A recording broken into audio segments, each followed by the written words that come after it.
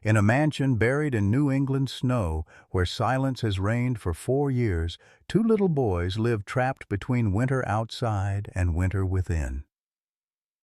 Lucas and Nathan Morrison, twin sons of tech billionaire Benjamin Morrison, haven't spoken, haven't laughed, since the day their mother's car slid off an icy road, taking her life and their hearing in one cruel moment. Their father, drowning in guilt, has hired every specialist, tried every protocol, yet the boys remain locked in a silence no expert can break. Until a woman with worn boots and a second-hand coat arrives on a January morning. Grace Sullivan walks through 3 feet of snow, her breath visible in the bitter air. The canvas backpack weighs heavy on her shoulders. Her mother's yellow knitted scarf, the only thing left, wraps tight around her neck. She stops at the frozen lake, watching sunrise bleed across ice. "Okay, Mom," she whispers to the dead. "Help me help them." She doesn't know that these boys will save her as much as she'll save them. She doesn't know that loving them will resurrect the mother she buried 3 years ago. She only knows she can't turn back now. Leave a like and share your thoughts in the comments along with the city you're watching from now. Let's continue with the story.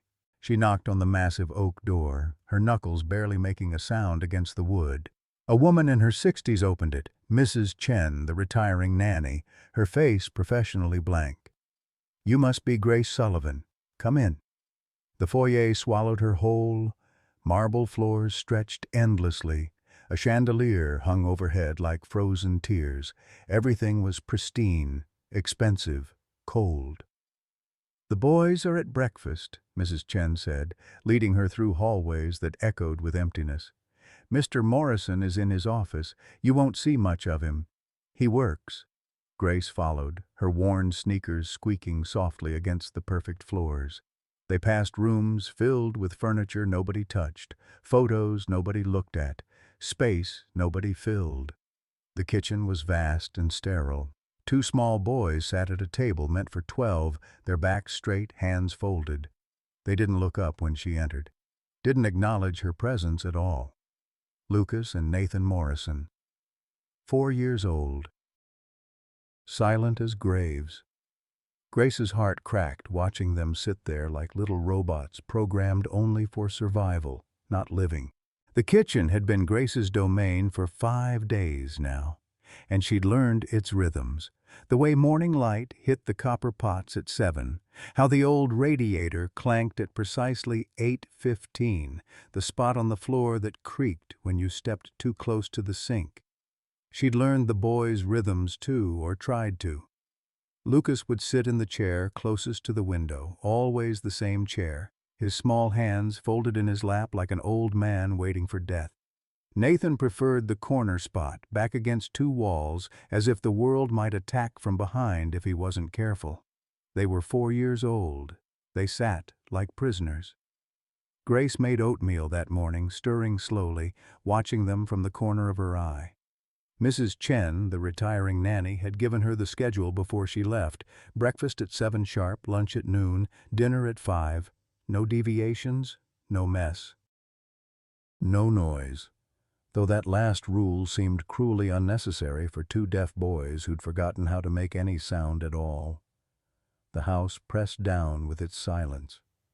Not the peaceful kind, the suffocating kind. She'd grown up in noise. Her mother singing off-key while cooking, her brother, James, banging pots like drums. The TV always too loud because Dad was going deaf and refused to admit it. Even after Mom died, even in the worst grief, their small Vermont house had hummed with life.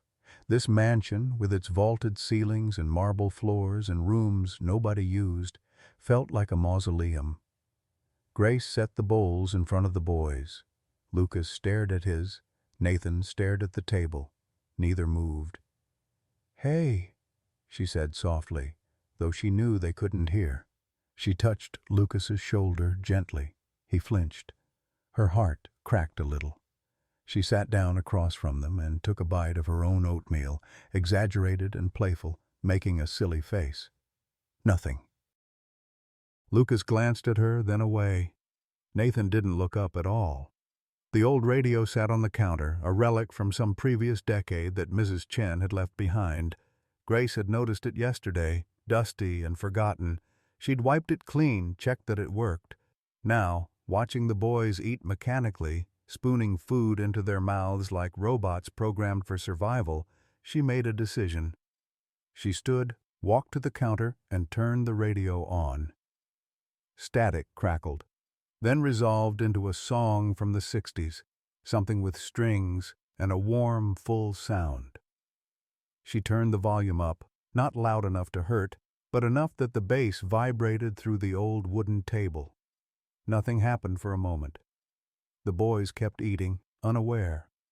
Then Nathan's foot moved, just once, a small tap against the chair leg. Grace froze, spoon halfway to her mouth. Had she imagined it? Nathan's foot tapped again, not in rhythm exactly, but in response to something. He looked confused, his small face scrunched up like he was trying to solve a puzzle written in a language he'd forgotten. Lucas turned his head toward the radio, not hearing it but sensing something. His lips parted slightly. Grace's pulse quickened. She set down her spoon carefully, afraid any sudden movement would break whatever fragile thing was happening. The song swelled, violins and bass intertwining, and Lucas's hand pressed flat against the table surface. He felt it, the vibration. He felt the music through the wood. Grace stood slowly and moved to the radio. She turned it up more, letting the bass thrum through the floor, the counters, the air itself. Then she did something she hadn't planned, something that came from instinct rather than reason. She started to move. Not dancing exactly. She'd never been graceful, but swaying, stepping, letting her body respond to the rhythm the boys couldn't hear but might feel. She stomped once, deliberately, and the floorboard shook. Lucas's head snapped toward her, eyes wide. She stomped again, then spun in a clumsy circle, arms out. She must have looked ridiculous. A grown woman dancing alone in a billionaire's kitchen at 7 in the morning, but she didn't care. Because Nathan stood up. His chair scraped back and he stood unsteady, watching her with an expression she hadn't seen before. Not fear, not emptiness, curiosity, wonder. Grace bent low, exaggerating her movements, bouncing to the beat she could hear and they could only feel. She beckoned with her hands, her whole body an invitation. Lucas slid off his chair too, his movements tentative. He took one step toward her, then another, and then he giggled. The sound was so small, so fragile that Grace almost missed it under the music, but it was there, a tiny, high-pitched hiccup of joy that seemed to surprise Lucas as much as it stunned Grace. Nathan tried to copy her movements, his little body jerking awkwardly. He stomped his foot. Nothing graceful about it, all clumsy enthusiasm. He looked at his brother, and Lucas stomped too. Then they were both moving, not quite dancing, not quite anything, just responding to the vibrations pulsing through the floor and their small bones. Their faces transformed, eyes bright, mouths open in something close to smiles. Grace laughed, a sound of pure disbelief and hope. She reached for their hands, one in each of hers, and they let her take them. She swayed them side to side, exaggerating the motion so they'd feel it in their shoulders, their cores. Lucas squealed, an actual sound, and Nathan followed with a shriek of his own. The kitchen filled with noise. Their noise. Alive, chaotic, perfect noise. Grace spun them in circles, careful not to let go, and they stumbled and laughed and made sounds they probably didn't know they were making.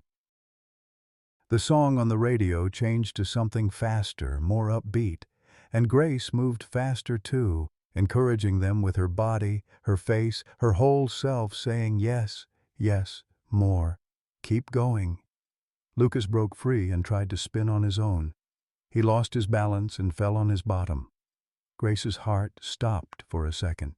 Would he cry? Would the moment shatter?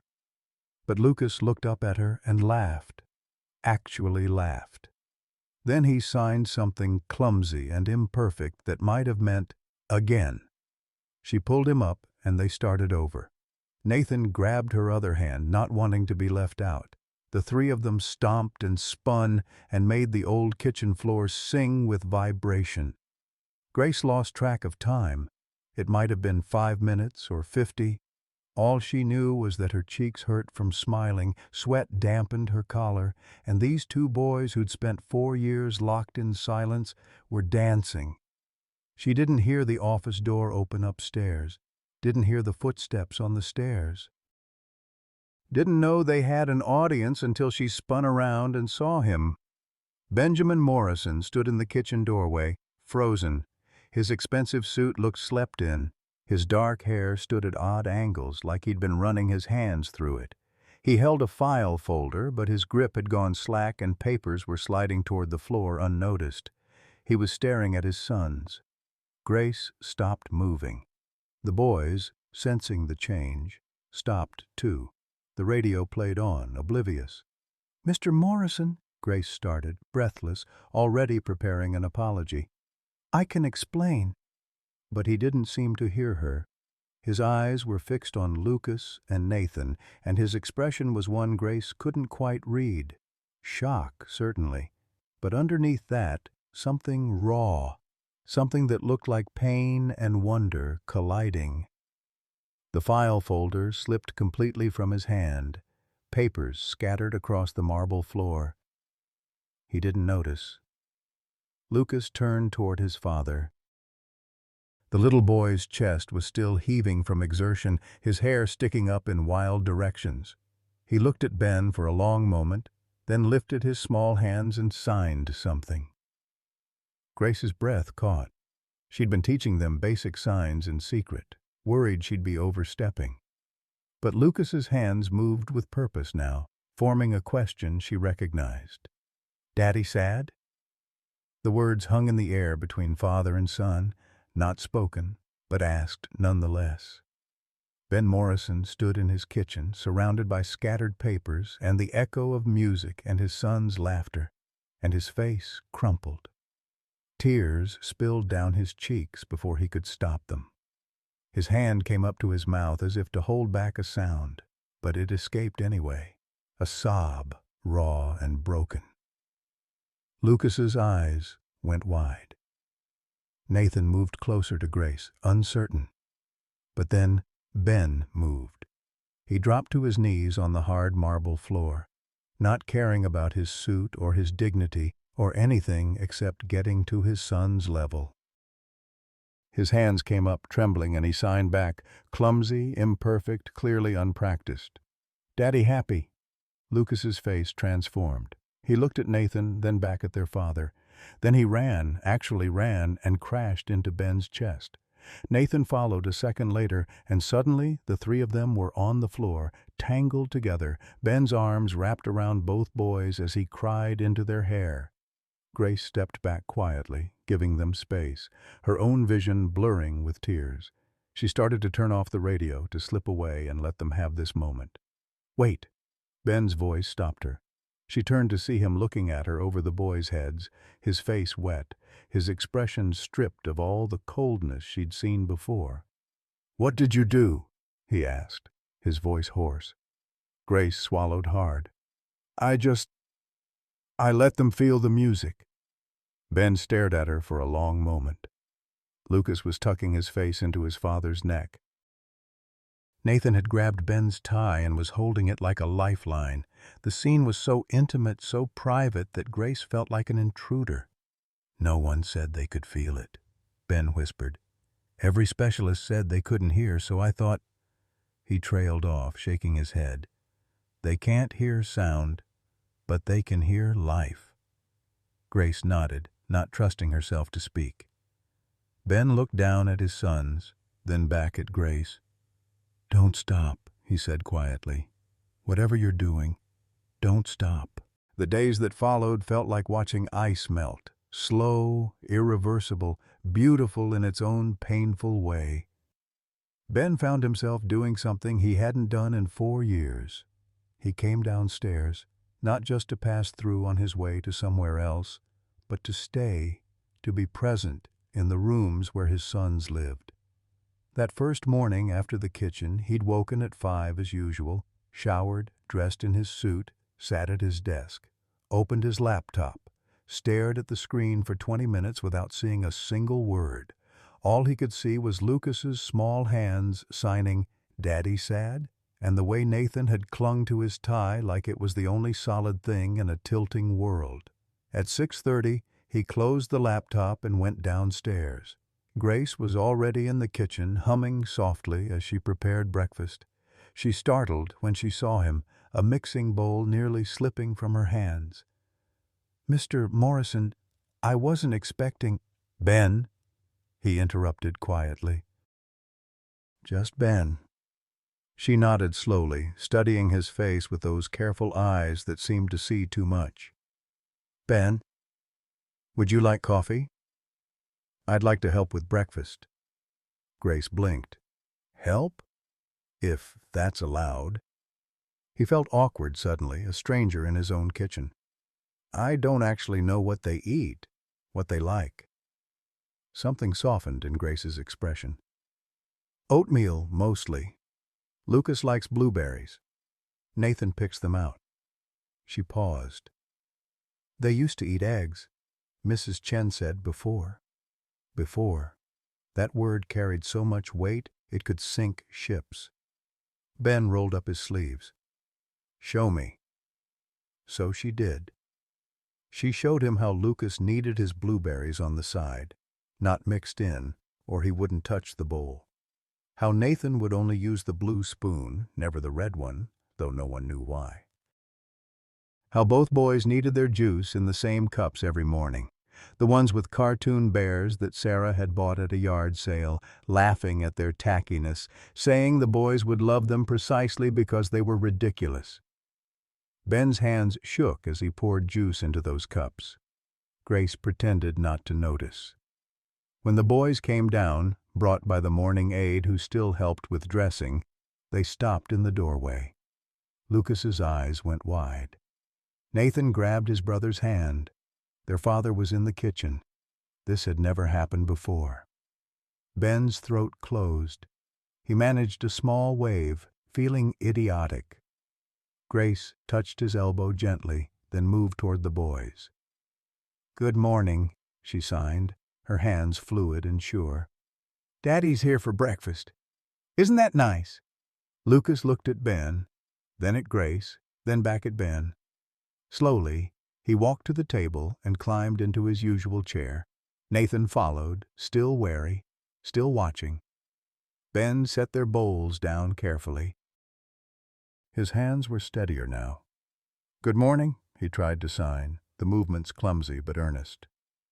Lucas's face broke into the smallest smile. It lasted maybe 2 seconds.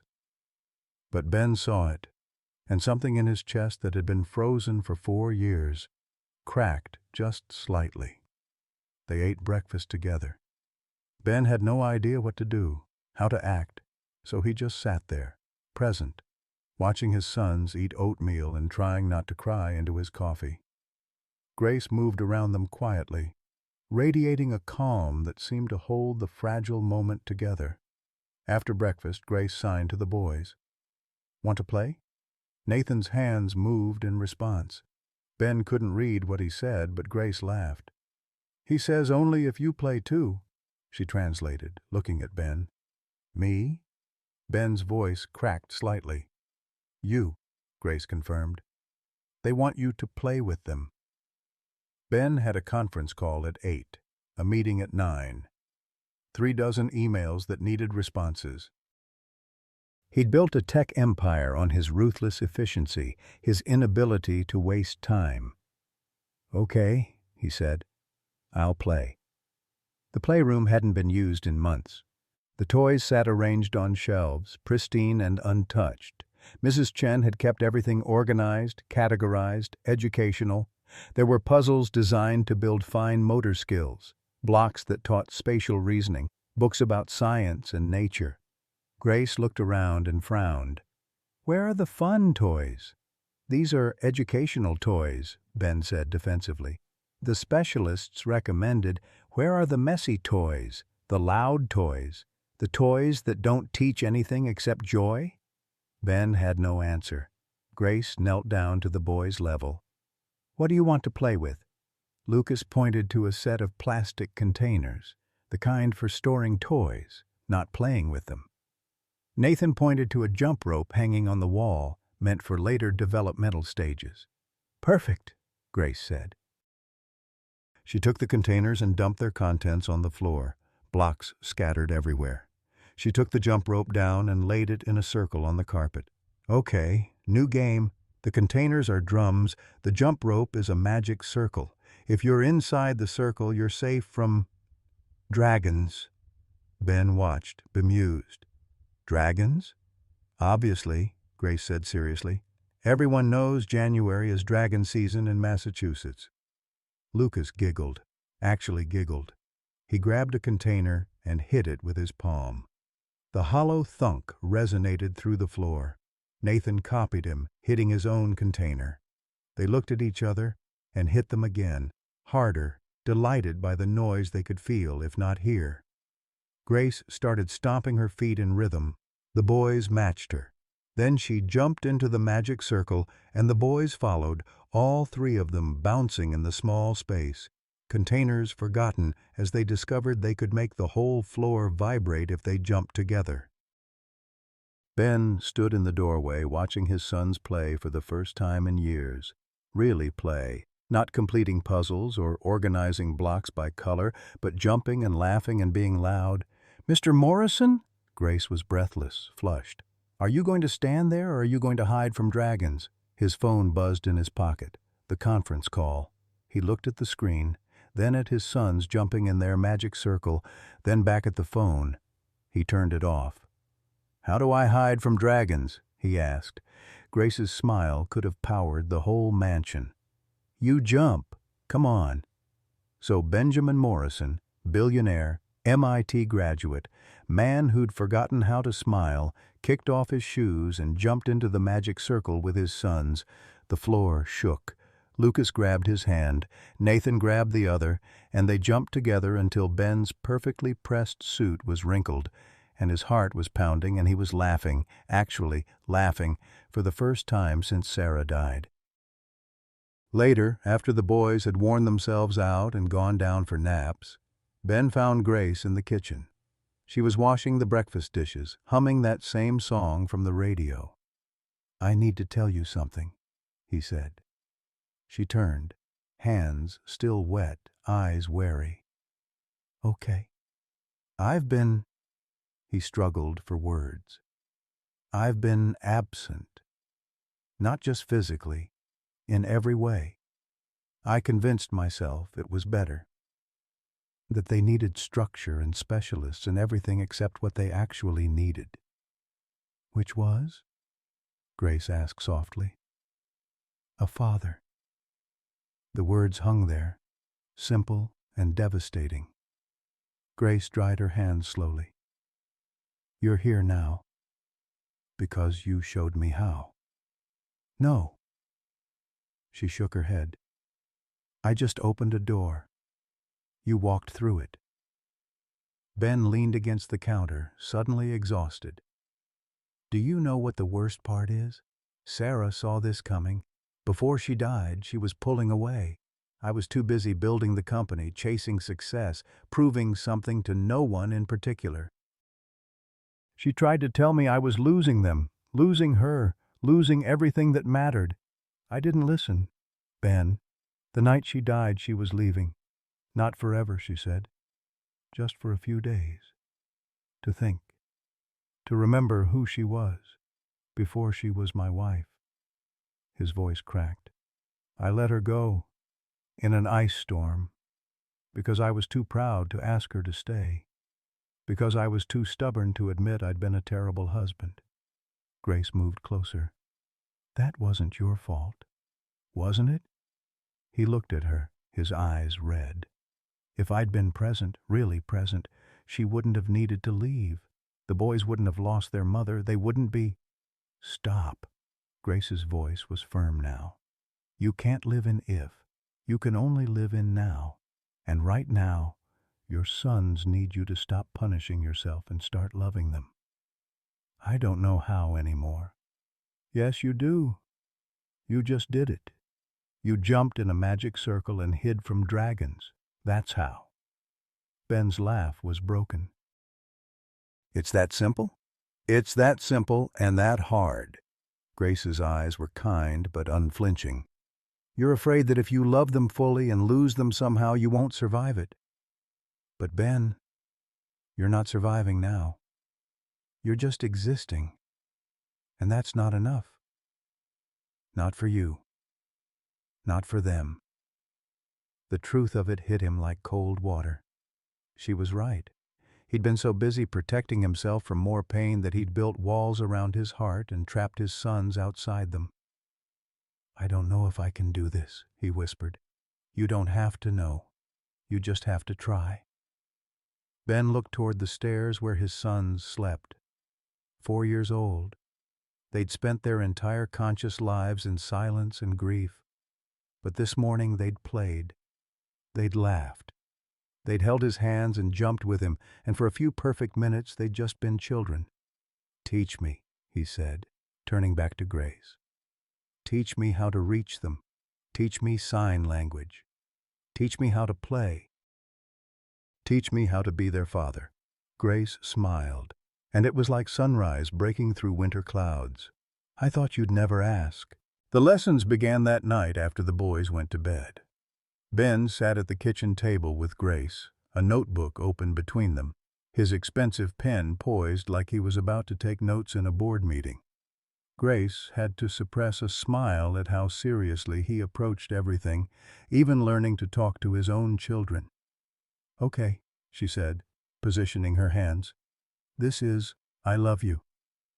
She demonstrated, thumb, index finger, and pinky extended, middle and ring fingers folded down. Simple, universal, essential. Ben copied her, his large hands clumsy and uncertain. His pinky wouldn't quite extend right. He frowned at it like it had betrayed him. It doesn't have to be perfect, Grace said gently. They'll understand. Everything I do for them should be perfect. I owe them that. No, Grace's voice was firm. You owe them presence, not perfection. There's a difference.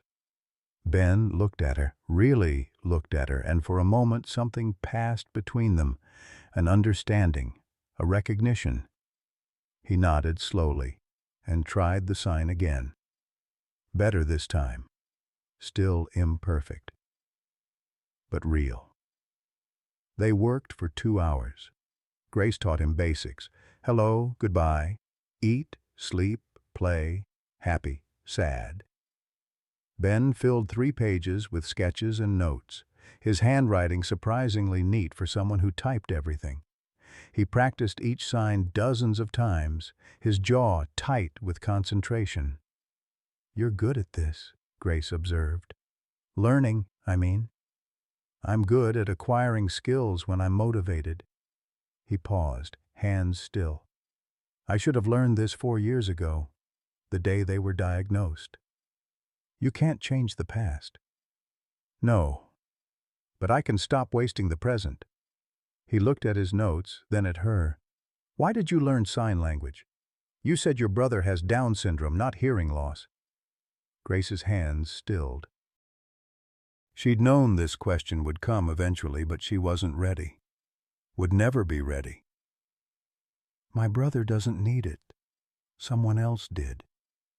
Who? The kitchen suddenly felt smaller. Grace stood, busying herself with putting away the coffee mugs they'd used, anything to avoid those perceptive eyes. It's late. We should... Grace. Ben's voice was soft but insistent. I just told you my worst failure.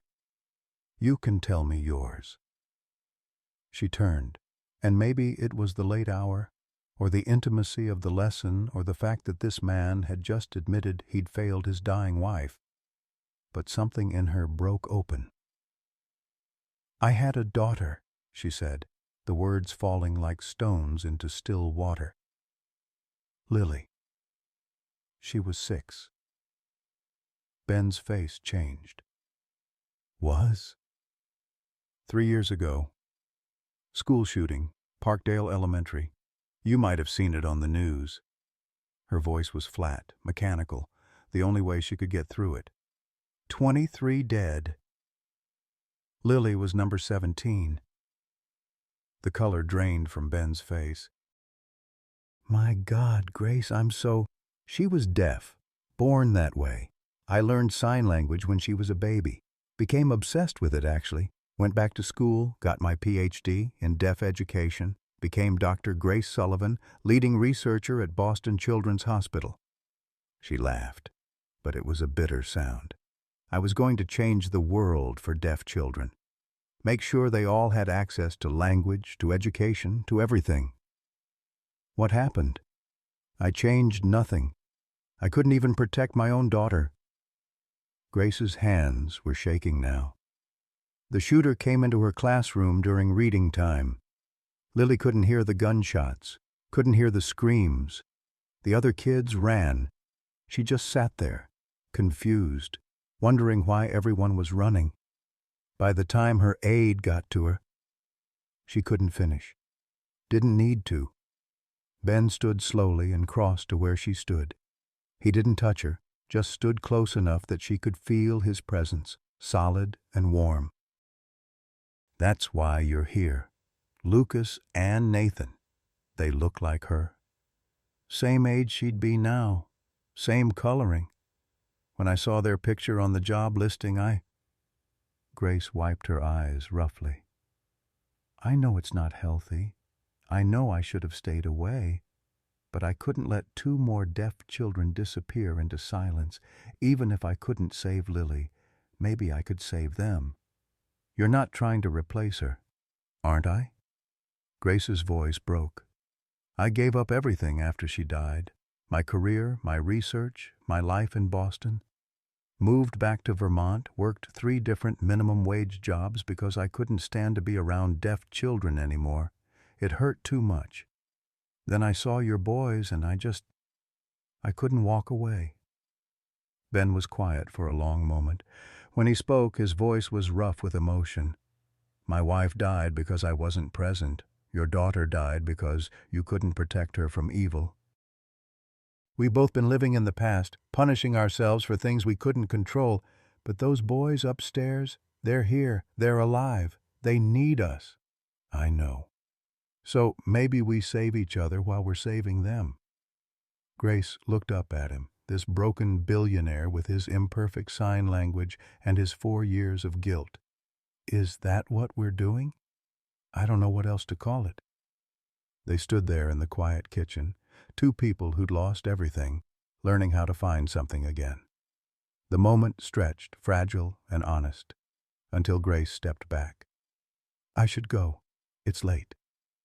Grace. Ben caught her hand gently.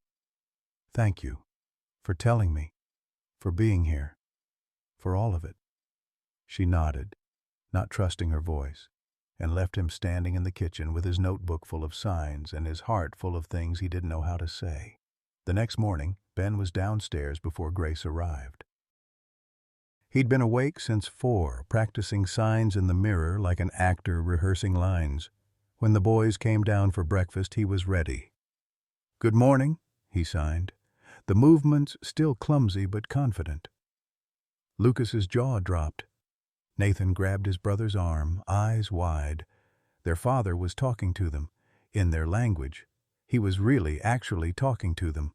Ben's heart hammered as he signed again, I love you.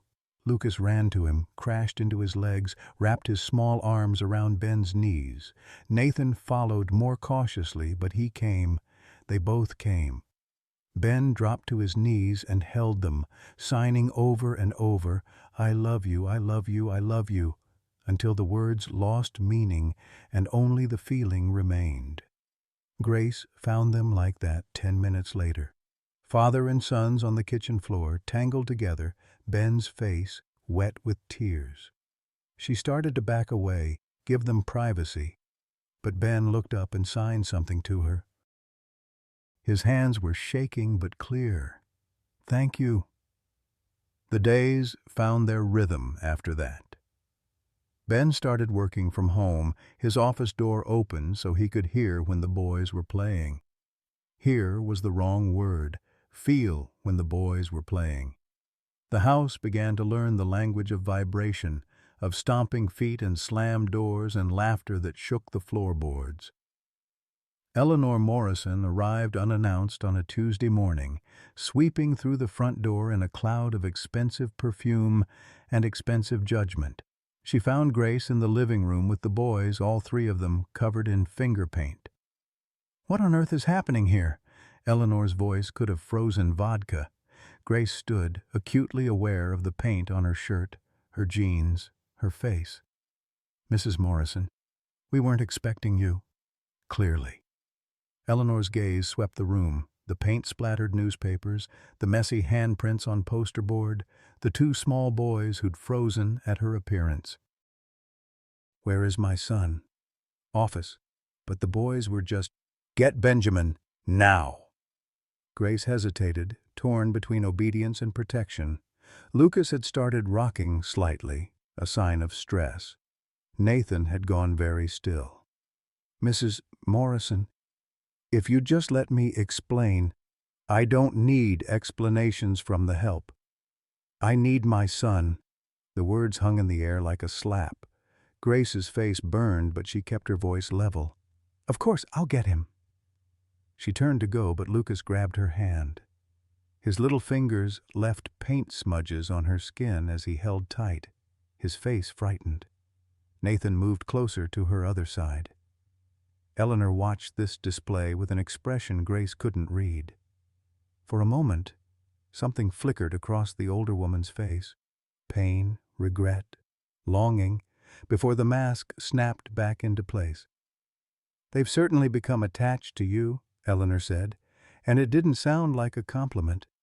I've become attached to them, too." "How convenient." "I'm sure my son pays well."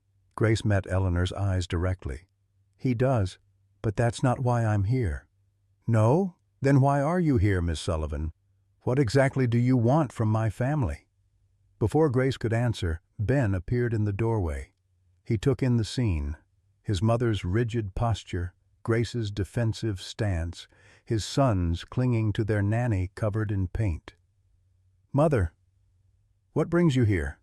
Eleanor gestured at the chaos. "I came to check on my grandsons. I find them being used as art projects by a stranger." "Grace isn't a stranger, and they're playing. It's called childhood. It's called a mess." "Really, Benjamin, is this what you're allowing now? The house looks like a daycare center." "Good." Ben moved to stand beside Grace, a united front. "It should look like children live here. It should look like life." Eleanor's perfectly composed face cracked slightly. "Your father and I raised you in a proper home. Structure, order, excellence. Look what you became." "I became miserable. I became so obsessed with excellence that I forgot about existence. I almost lost my sons because I was so busy being proper." Ben's voice was calm but unyielding. "Grace is teaching them, teaching me, how to actually live. She's the help, Benjamin. She's family." The word dropped like a bomb into the painted, chaotic, perfect morning. Dr. Margaret Whitmore arrived on a Thursday afternoon, her presence announced by the crisp click of expensive heels on marble. Ben met her in his study. The door closed while Grace kept the boys occupied downstairs with a puzzle made from textured fabrics, silk, burlap, velvet, so they could feel the differences. The assessment began at 2 o'clock sharp. Dr. Whitmore had insisted on a formal evaluation, proper documentation of the boys' progress. Ben had agreed reluctantly, some part of him still conditioned to defer to experts, to trust credentials over instinct. She set up in the living room, transforming the space where Lucas and Nathan had been playing into something clinical, testing materials spread across the coffee table. A video camera on a tripod. Forms attached to clipboards. The boys, brought in by Grace, stopped in the doorway. Nathan's hand found Lucas's immediately. Both pairs of eyes went wide, cautious. "Come in, boys," Dr. Whitmore said, her voice professionally warm but distant. She gestured to the chairs she'd arranged facing her. "We're going to play some games today." Grace started to translate into sign language, but Dr. Whitmore held up a hand. "No assistance, please. I need to assess their independent comprehension." "But they can't hear you," Grace said, keeping her voice even with effort. "I'm aware. That's what I'm evaluating." Dr. Whitmore turned back to the boys, speaking slowly, exaggerating her lip movements. "Sit down, please." The boys stood frozen. They couldn't read lips. They'd never been taught. They had no idea what this strange woman wanted. Ben, watching from the doorway, felt his stomach tighten. This was wrong. Everything about this felt wrong. Dr. Whitmore picked up a card with a picture of a ball. She held it up, then pointed to a box of toys in the corner. "Find the ball." Lucas looked at Nathan. Nathan looked at the card, then at the box, then back at the doctor. His small face scrunched in confusion. He didn't move. "He doesn't understand," Grace said quietly. "I can see that." Dr. Whitmore made a note on her clipboard. "Let's try something simpler." She stood and walked to the box, pulled out a ball, held it up next to the picture. "Same. See? Same." Nathan's eyes lit with understanding. He nodded eagerly, reaching for the ball. Dr. Whitmore pulled it back. "No, you find it in the box." But Nathan didn't understand the instruction. He stood there, arms still extended, face falling from hope into bewilderment. Lucas signed something quick and frustrated, a gesture Grace had taught them that meant, "I don't know." "Use your words," Dr. Whitmore said. Grace's jaw clenched. "They don't have words yet." "That's why we're using signs. How long have they been in your care, Miss Sullivan?" 3 weeks. "And in those 3 weeks, have you heard either boy produce any meaningful speech?" Grace hesitated. The boys had made sounds, laughter, squeals of delight, small vocalizations when they played, but words, actual words. They're processing language through... So, no. Dr. Whitmore made another note. "And you've been encouraging sign language exclusively?" "Not exclusively. We use speech, signs, everything. Multimodal communication is best practice for..." "I'm familiar with best practices, Miss Sullivan. I wrote several of them." Dr. Whitmore's smile was thin. "I've been treating deaf children for 30 years. I know what works and what doesn't." The assessment continued for another 40 minutes. The boys tried, clearly wanting to please this stern woman, but without sign language or familiar context, they were lost. They couldn't follow verbal instructions they couldn't hear, couldn't complete tasks they didn't understand. By the end, both were visibly stressed. Lucas rocking slightly, Nathan's eyes bright with frustrated tears. Grace signed to them gently. "You did great. All done now. Want to go play?"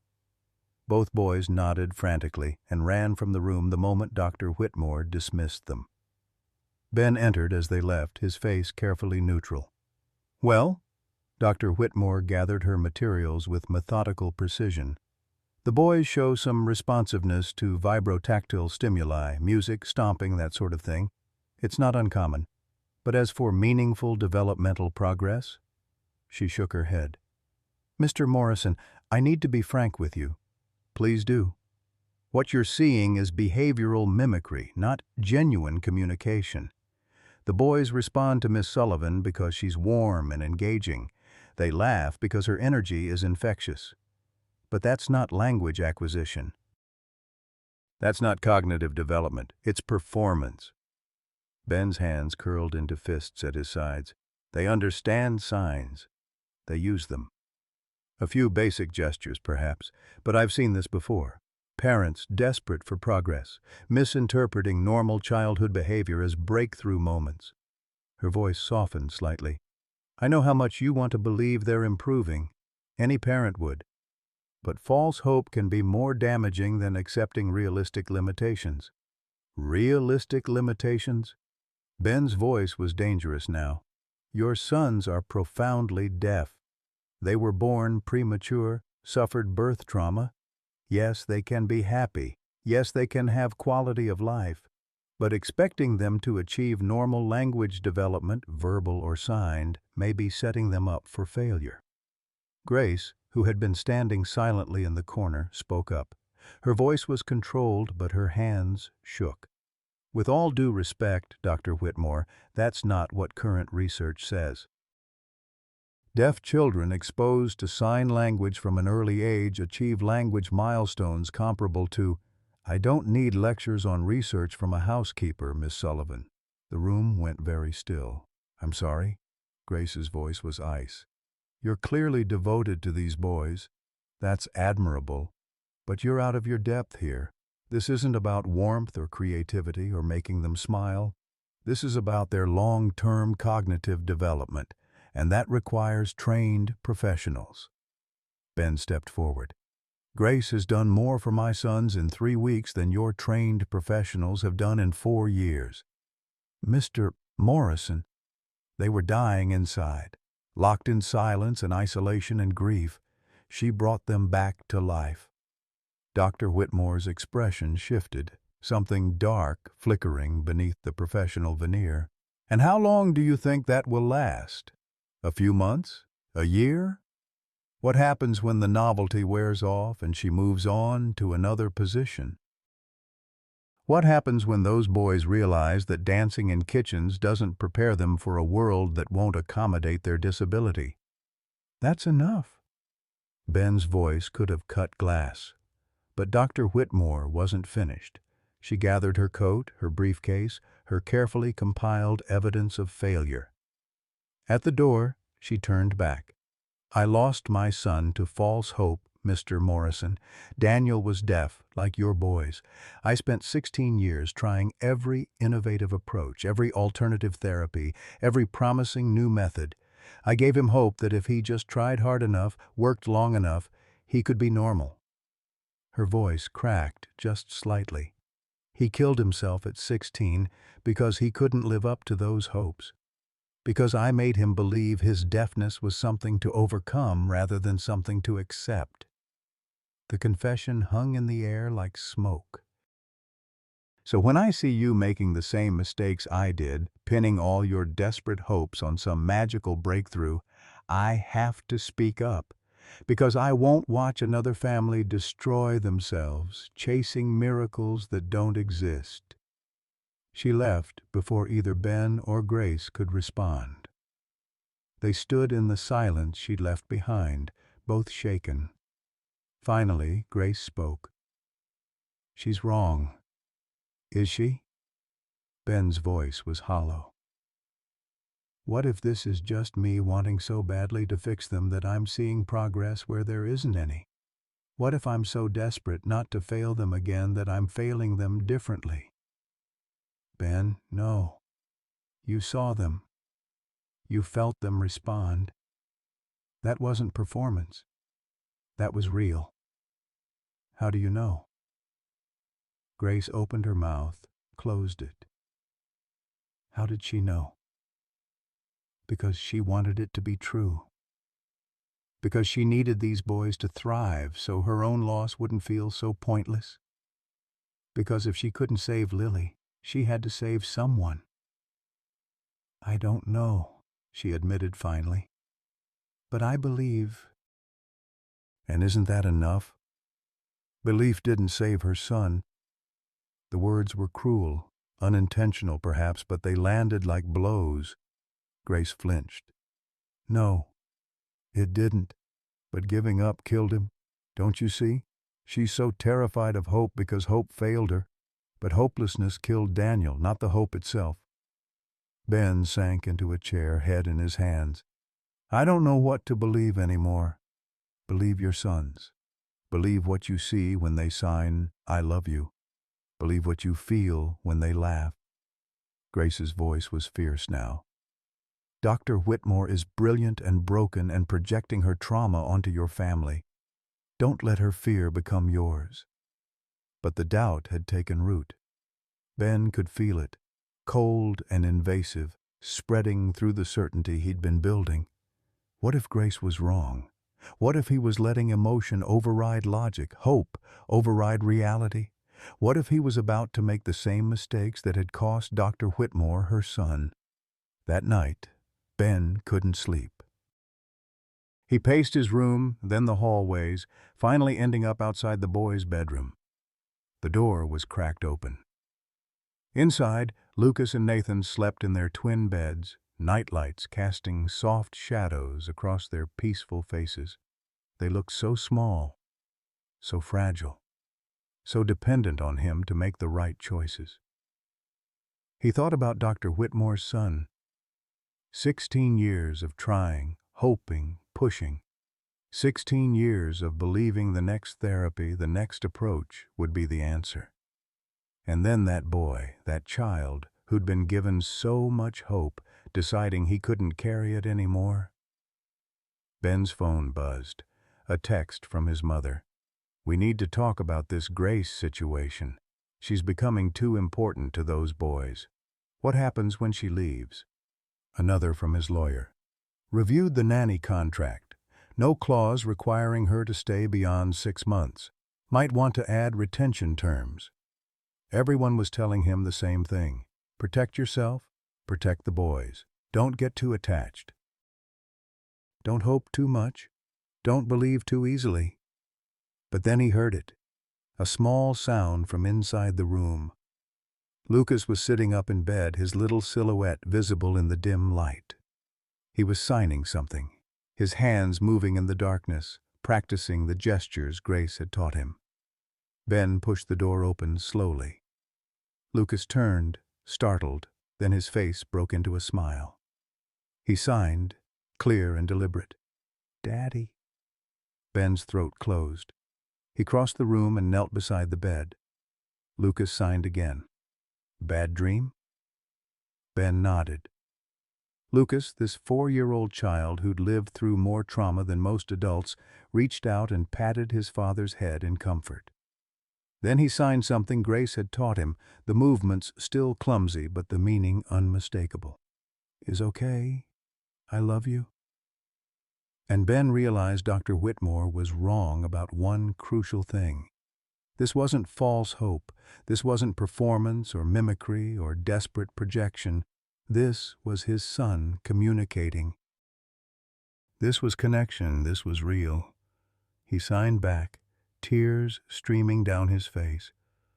I love you too. Ben fired Grace on a Tuesday morning.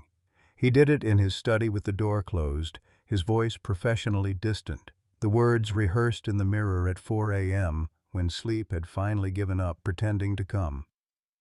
I appreciate everything you've done for Lucas and Nathan, he said, not quite meeting her eyes.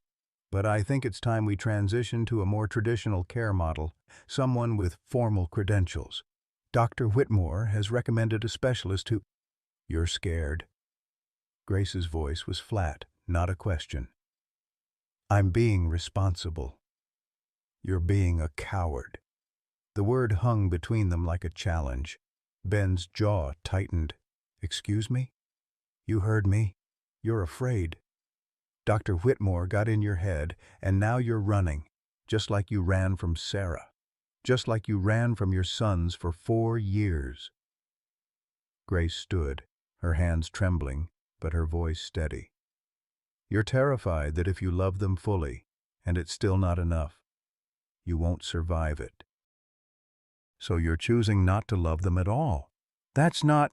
It is.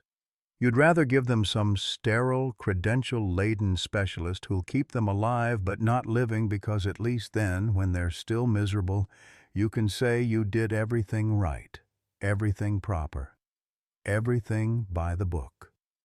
Ben's composure cracked. You don't know what you're talking about. Don't I? My daughter died because I couldn't protect her from a shooter. You know what I did after? I gave up. Walked away from everything because if I couldn't save her, what was the point? I spent 3 years working jobs I hated, living half a life, convinced I didn't deserve anything better. Grace's eyes were fierce now, bright with unshed tears. Then I saw your boys, and I thought maybe I could save someone. Maybe I could matter again.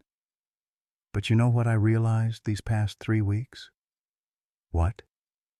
They saved me. Lucas and Nathan, these two small boys who've been through hell, they saved me by letting me love them, by letting me matter, by giving me a reason to get up in the morning that wasn't just surviving. She grabbed her bag from the chair. You're about to throw that away, for both of us, because you're afraid. What if I fail them? The words tore from Ben's throat, raw and desperate. What if I give them hope and it destroys them like it destroyed Dr. Whitmore's son? What if I'm making everything worse? What if you're not? Grace moved closer, her voice softening. What if the only thing worse than trying and failing is not trying at all? What if those boys spend the rest of their lives wondering why their father gave up on them the moment things got hard? Ben's hands were shaking. Dr. Whitmore said, Dr. Whitmore is wrong. She's brilliant and broken and she lost her son, but that doesn't mean you'll lose yours. She pushed too hard for normalcy. We're not doing that. We're just loving them, teaching them, giving them language and joy and connection. How is that dangerous? Because what if it's not enough? It's enough because it's love. Grace's voice cracked. Ben, love is always enough. It doesn't cure everything. It doesn't fix everything. But it's enough to make life worth living. And right now, you're choosing fear over love. You're choosing to protect yourself instead of them. The study door burst open. Eleanor stood there, her face pale, Lucas clutched in her arms. The boy was shaking, his small body racked with silent sobs. What happened? Ben was on his feet instantly. He heard you. Eleanor's voice was sharp with accusation. Or felt you, or whatever it is these boys do. He knows something's wrong. He came running to me, Benjamin, crying because he thinks Grace is leaving. Lucas's tear-stained face turned toward Grace. His hands moved frantically, signing the same thing over and over. Don't go. Please, don't go. Stay. Stay. Stay. Grace's professional composure shattered. She moved toward him but stopped, looking at Ben. Is this what you want? To break his heart? To prove Dr. Whitmore right? That hope is dangerous? Nathan appeared in the doorway, his face frightened. He saw his brother crying, saw Grace's tears, saw his father's devastated expression. His small voice, rusty from disuse, shaped a single word. No. Everyone froze. Nathan had never spoken, not once in 4 years. Now he stood in the doorway, his hands balled into fists, his face fierce with determination, and said it again. No. He ran to Grace, wrapped his arms around her legs, and looked up at his father. No, he said a third time, the word imperfect but unmistakable. Lucas, still in Eleanor's arms, echoed him. No, no leave. Ben stood paralyzed, watching his son speak for the first time, and the words they chose were protest, rebellion, defense of the woman who'd brought them back to life. Eleanor's voice cut through the moment like a blade. Well, Benjamin, are you going to listen to them? Or are you going to repeat your father's mistakes? My father's? What are you talking about? Eleanor set Lucas down gently. The boy immediately ran to Grace, joining his brother in their protective stance. Eleanor straightened, and for the first time since arriving at the mansion, she looked old, tired, human. Your father and I had another child before you. A daughter. Rebecca. She was deaf. Ben's world tilted. What?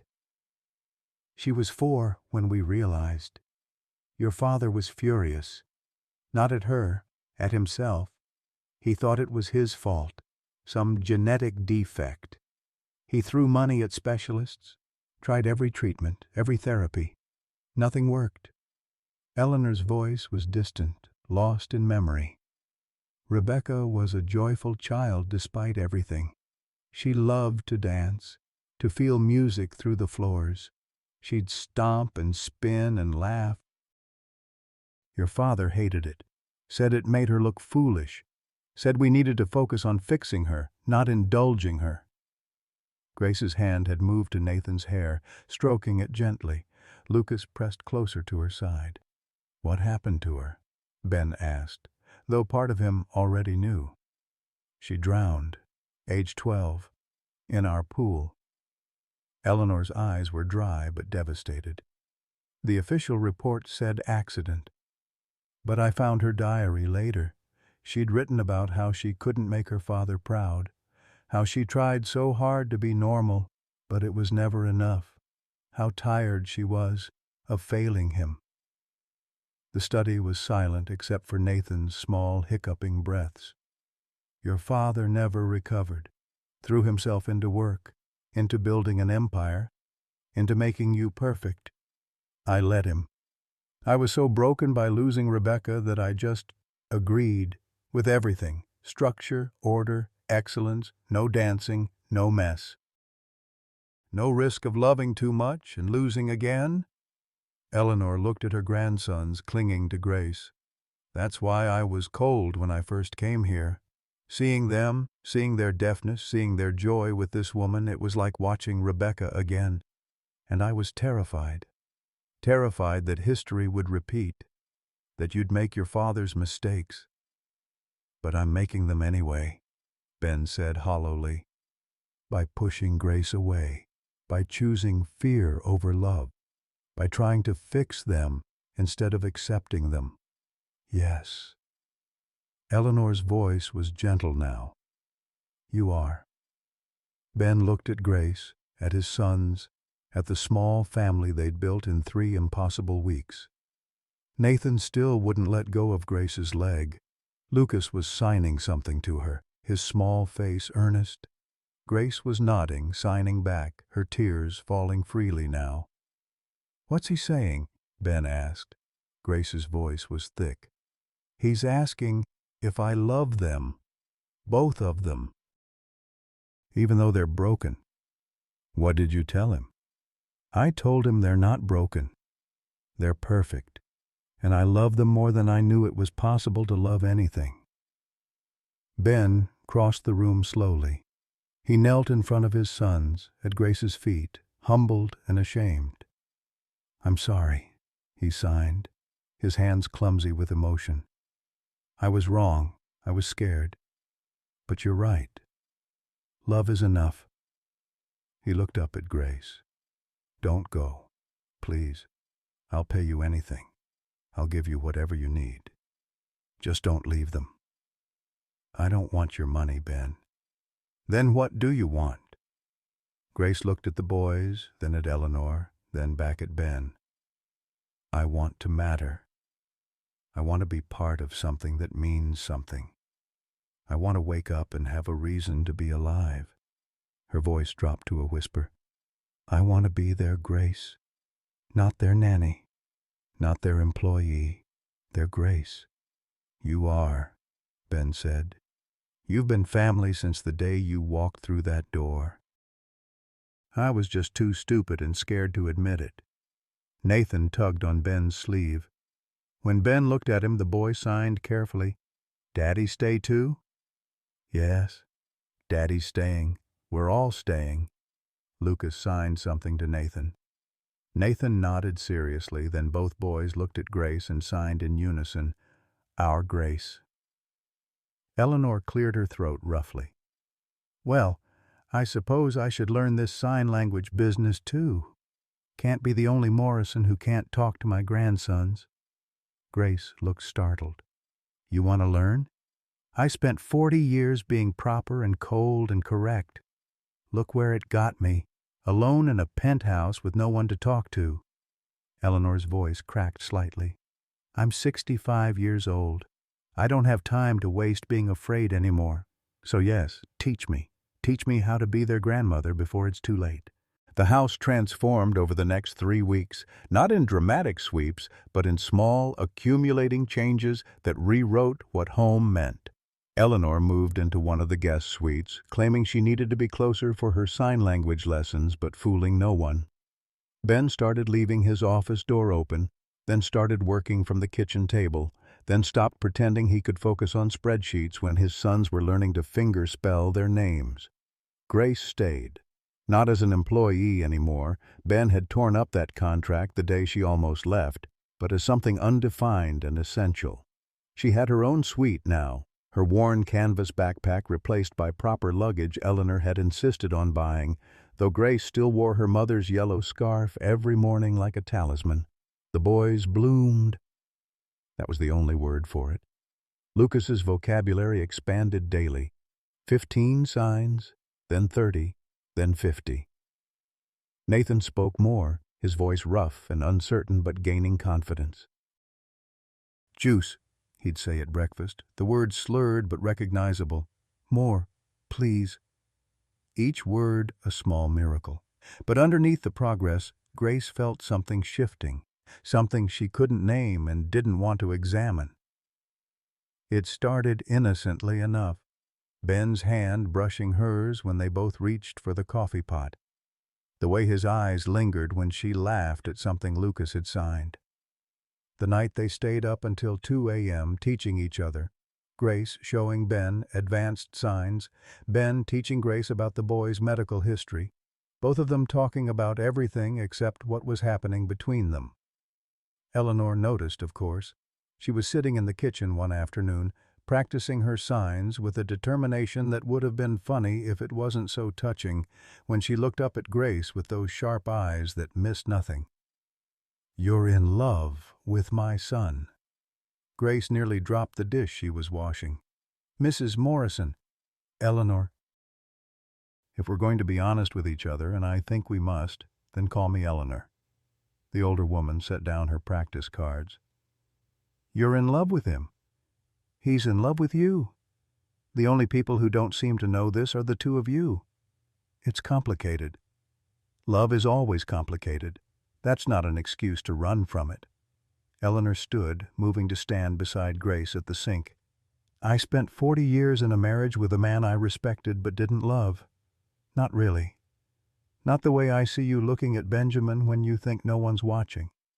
Grace's hands stilled in the soapy water. His wife died 4 years ago. Yes, she did. And she would want him to live. How do you know?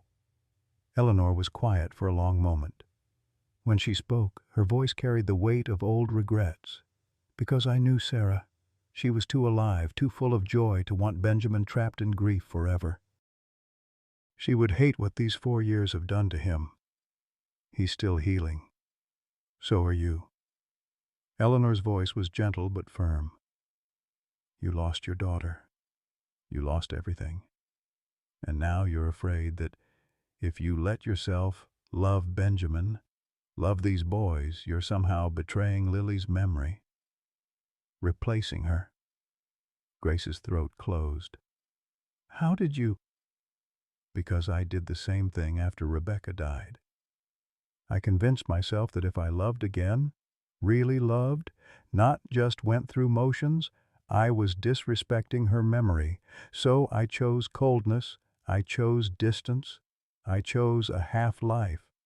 Eleanor's hand found Grace's shoulder. Don't make my mistakes. Love doesn't replace, it honors. Every time you love Lucas and Nathan, you honor Lily. Every time you let yourself feel joy, you tell the world her life mattered because it taught you how. Tears streamed down Grace's face, mixing with dishwater. I'm scared. Good. Fear means it matters. The only things not worth being scared of are the things not worth having. That night, Grace couldn't sleep. She walked the quiet halls of the mansion, her feet carrying her without conscious thought until she found herself outside Ben's study. Light spilled from under the door. She knocked softly. "Come in." Ben sat at his desk, but he wasn't working. He was looking at a photograph, one Grace hadn't seen before. A young woman with dark hair and laughing eyes, heavily pregnant, standing in front of a half-built nursery. "Sarah," Grace said softly. Ben nodded. 8 months pregnant, 2 weeks before the accident. He traced the frame with one finger.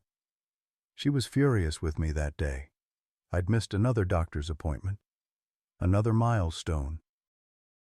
I was in San Francisco closing a deal that made us another few million we didn't need while she was home alone, trying to prepare for twins she'd be raising mostly by herself." Grace moved into the room but kept her distance, sensing Ben needed space to speak. "She threatened to leave that day. Said she couldn't do this anymore. This life where I was present in body but absent in every way that mattered. I told her she was being dramatic, that I was building a future for our family, that she'd understand once the company went public." His laugh was bitter. 2 weeks later, she was dead. The boys were born early, and I had all the money in the world, and nothing worth having. Ben, I found something today. In a box of her things I've been too afraid to open." He pulled out a small notebook, worn at the edges. Her journal, from that last year. Grace's heart clenched. "You read it?" "I couldn't not read it. Not anymore." He opened to a page marked with a faded ribbon. "This is from 3 weeks before she died. Would you like to hear it?" Grace nodded, not trusting her voice. Ben's voice was rough as he read. "Benjamin came home at midnight again, barely looked at me before disappearing into his office. I lay in bed feeling these babies kick, and I wondered, will he even notice them? Will they grow up thinking fathers are just shadows that pass through houses on the way to somewhere more important? I'm so tired of being alone in my marriage. I'm so tired of competing with success and losing. Maybe I should just accept that the man I married doesn't exist anymore. Maybe he never did, and I just loved the potential of who he could have been." The silence after he finished was crushing. "But that's not the end," Ben continued, his voice cracking. "The last entry, the day before she died, says this: 'I'm leaving tomorrow, just for a few days. I need to remember who I am outside of being Mrs. Benjamin Morrison.' Outside of being the wife who's never enough to make him stay. But I hope, God, I still hope, that when I come back, maybe we can start over. Maybe we can remember how to love each other. Maybe these babies will save us. Or maybe there'll just be 2 more people I love who don't love me back." Ben closed the journal carefully, reverently. "She died hoping I'd change. She died not knowing if I loved her. And I can't fix that. I can't go back and be the husband she deserved. But I can stop wasting the life she gave me. I can stop being absent from my sons' lives the way I was absent from hers." He finally looked at Grace, his eyes red. "And I can stop pretending I don't feel what I feel." Grace's breath caught. "Ben, I love you." The words fell between them like stones into still water. "I know it's too soon. I know it's complicated. I know you're here for the boys, not for me. But I can't keep lying about it." Not after reading Sarah's words about living with someone who wouldn't be honest about what he felt. Grace moved closer, her legs unsteady. "You think you're alone in this? Aren't I?" "No." She knelt beside his chair, taking his hands in hers. "You're not. I've been falling in love with you since the day you dropped everything to jump in a magic circle with your sons. Since you learned sign language at midnight because you couldn't wait until morning to talk to them. Since you chose them over your pride. I chose wrong so many times before. And you're choosing right now." That's what matters. Ben cupped her face with trembling hands. I don't know how to do this, how to love again, how to not screw this up. Neither do I, but maybe we figure it out together. He kissed her then, soft and desperate and terrified. Grace kissed him back, tasting salt. His tears or hers, she couldn't tell. It wasn't the sweeping romantic kiss of movies. It was messy and scared and real. Two broken people trying to remember how to be whole. When they pulled apart, Ben rested his forehead against hers. Sarah would have liked you. You think so? I know so. She would have loved that you taught our sons to dance. She would have laughed at you turning laundry into puppet shows. She would have... His voice broke. She would have been grateful that someone loved them the way she couldn't. She loved them. She died carrying them. I know, but if she'd lived and I'd stayed the way I was, she would have left, taken the boys, started over somewhere without me. I would have destroyed that family just as surely as the ice did. He pulled back to look at Grace fully. You didn't just save the boys. You saved me from becoming the man who would have driven away everyone who loved him. A small sound made them both turn. Lucas stood in the doorway in his pajamas, his face curious. He signed something. What did he say? Ben asked. Grace smiled through her tears. He asked if you're happy or sad. Both, Ben signed back carefully. Sad for the past, happy for now. Lucas padded into the room and climbed into Ben's lap, then reached for Grace's hand. Nathan appeared in the doorway, rubbing his eyes, and came straight to them. The four of them sat there in the study, tangled together, while Sarah's photograph watched from the desk.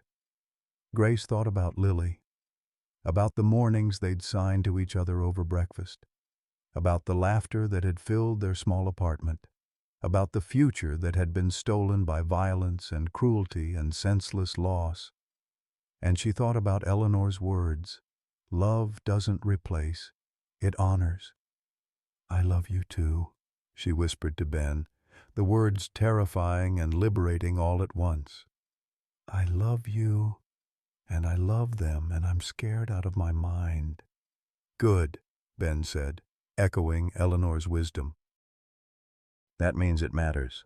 Sometimes we spend our whole lives building walls to protect ourselves from pain, only to realize we've locked out joy in the process. Benjamin Morrison had everything, wealth, success, a beautiful home, but he'd lost what mattered most, connection with his sons. It took a woman with worn boots and a broken heart to show him that love isn't about perfection or control. It's about showing up. It's about being present even when you're terrified. Grace had buried her daughter and thought her life was over, but these two little boys taught her that grief doesn't end love. It just changes shape. Eleanor spent 65 years being proper and cold, only to discover at the end that all those years of correctness had cost her the very thing she craved, to matter to someone, to be needed, to be loved not for what she had, but for who she was. This family found each other in the depths of winter and learned that it's never too late to start over. That second chances aren't just for the young, that the bravest thing we can do is love again after loss. Have you ever been given a second chance at happiness when you thought it was too late? What does it take to open your heart again after profound loss? Share your story in the comments. We'd love to hear how you found hope again.